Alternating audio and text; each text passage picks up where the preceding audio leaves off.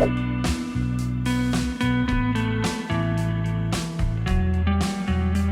Friends, welcome to Y2K சமையல்.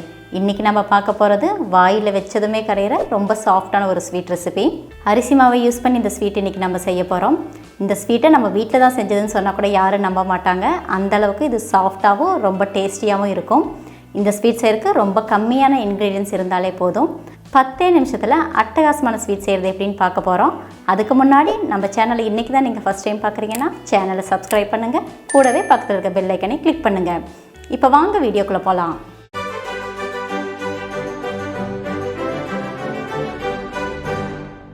இந்த அரிசி மாவு ஸ்வீட் செய்யறதுக்கு ஃபஸ்ட்டு ஒரு பேனில் அரை கப் அளவுக்கு அரிசி மாவு சேர்த்துக்கலாம். இந்த அரிசி மாவை எண்ணெய் எதுவும் ஆட் பண்ணாமல் அடுப்பை லோ ஃப்ளேமில் வச்சு ஒரு 2 நிமிஷம் போல் வறுத்து எடுத்துக்கலாம். அரிசி மாவோட கலர் மாறாமல் அரிசி மாவு வாசனை வர வரைக்கும் அதை தொடர்ந்து வறுத்துக்கலாம். வறுத்த மாவை தனியாக ஒரு பிளேட்டுக்கு ட்ரான்ஸ்ஃபர் பண்ணிவிட்டு அதை அப்படியே ஆற வச்சிடலாம். அடுத்தது நம்ம ஸ்வீட் செய்ய ஆரம்பிச்சிடலாம்.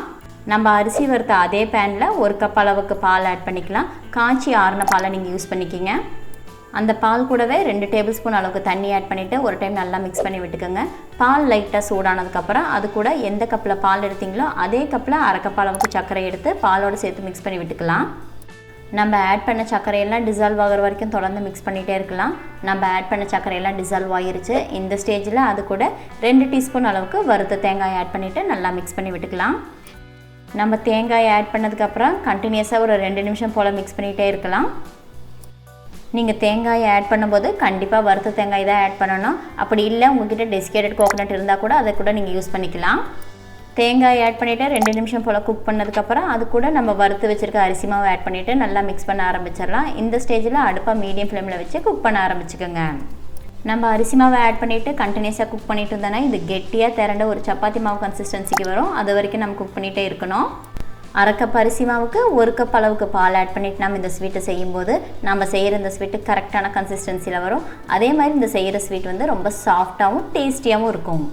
மாவை நம்ம தொடர்ந்து குக் பண்ணிகிட்டு இருக்கும்போது இந்த மாதிரி ஒரு அல்வா கன்சிஸ்டன்சியில் வரும். இந்த ஸ்டேஜில் இது கூட 1 டீஸ்பூன் அளவுக்கு நெய் ஆட் பண்ணிவிட்டு அதையும் சேர்த்து நல்லா மிக்ஸ் பண்ணி குக் பண்ண ஆரம்பிச்சிடலாம். பேனில் கொஞ்சம் கூட ஒட்டாமல் ஒரு திக்கான கன்சிஸ்டன்சியில் நமக்கு ஸ்வீட்டுக்கு தேவையான மிக்சர் ரெடி ஆகிடுச்சு. இந்த ஸ்டேஜில் நம்ம ஸ்டவ் ஆஃப் பண்ணிடலாம். நம்ம ரெடி பண்ணி வச்சுருக்க மிக்சரை ஒரு 2-3 நிமிஷம் போல் நல்லா ஆற வச்சிடலாம். நம்ம கை பொறுக்கிற சூடுக்கு மிக்சர் நல்லா ஆறிடுச்சு. இதை நான் 3 நிமிஷம் தான் ஆற வச்சேன். நல்லாவே ஆறி வந்துடுச்சு. அடுத்தது இதை நம்ம ஷேப் பண்ண ஆரம்பிச்சிடலாம். கையில் லைட்டாக ஆயில் இல்லைனா நெய் உங்களுக்கு எது வேணுமோ அதை அப்ளை பண்ணிவிட்டு சின்ன சின்ன சிலிண்டர் ஷேப்பில் இதை நம்ம உருட்டி எடுத்துக்கலாம். இந்த மாதிரி சிலிண்டர் ஷேப்பில் நம்மக்கிட்ட இருக்கிற மிக்சரை எல்லாம் நம்ம உருட்டி எடுத்துக்கலாம். அரிசி மாவை யூஸ் பண்ணி நல்லா சாஃப்டான ஸ்வீட் ரெடி பண்ணிட்டோம். இதை எக்ஸ்ட்ரா டேஸ்ட்டுக்காக டெசிகேட்டட் கோகோனட்டில் இந்த மாதிரி ஒரு டைம் நல்லா உருட்டி எடுத்துக்கலாம். டெசிகேட்டட் கோகோனட்டில் இந்த மாதிரி உருட்டி எடுத்தோன்னா இது பார்க்குறக்கும் அழகாக இருக்கும். டேஸ்ட்டும் ரொம்பவே சூப்பராக இருக்கும். ரொம்பவும் டேஸ்டியான அரிசி மாவு ஸ்வீட் ரெடி. அவ்வளோதாங்க, 10 நிமிஷத்தில் ரொம்ப சாஃப்டான ஸ்வீட் செஞ்சுட்டோம். இந்த ரெசிபி உங்களுக்கு பிடிச்சிருந்துச்சுன்னா லைக் பண்ணுங்கள், ஃப்ரெண்ட்ஸ் அண்ட் ஃபேமிலிக்கு ஷேர் பண்ணுங்கள். வாயில் வச்சதுமே கரையிற இந்த ஸ்வீட்டை நீங்கள் ட்ரை பண்ணி பார்த்துட்டு எப்படி இருந்துச்சுன்னு எனக்கு கமெண்ட் பண்ணுங்கள். மறுபடியும் இன்னொரு ரெசிபியில் பார்க்கலாம். அது வரைக்கும் பாய்.